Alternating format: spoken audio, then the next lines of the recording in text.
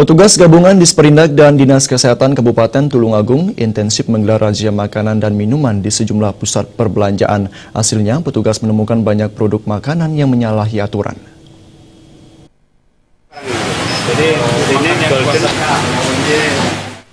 Mengantisipasi beredarnya makanan dan minuman bermasalah, petugas gabungan Disperindak dan Dinas Kesehatan Kabupaten Tulungagung intensif menggelar razia di sejumlah pertokoan dan pasar murah di lingkungan Pemkab Tulungagung. Di tempat pertokoan ini petugas melakukan pemeriksaan satu persatu makanan dan minuman yang dikemas dalam bentuk parsel. Namun petugas tidak menemukan produk yang dianggap menyalahi aturan. Razia berikutnya di pasar murah yang ada di lingkup Pemkab Tulungagung. Di pasar murah ini, dengan teliti petugas melakukan pemeriksaan aneka jenis makanan dan minuman.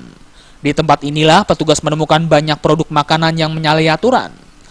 Aturan yang dilanggar itu diantaranya tidak mencantumkan komposisi, expired makanan, bungkus yang tidak sesuai standar. Di halaman Pemkab ini ternyata masih banyak makanan minuman yang memang belum penandaan labelnya belum memenuhi persyaratan.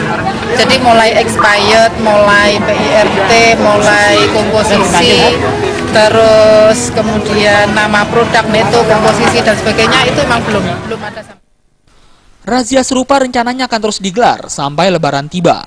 Sedangkan makanan dan minuman yang dianggap menyalahi aturan disita petugas sebagai barang bukti.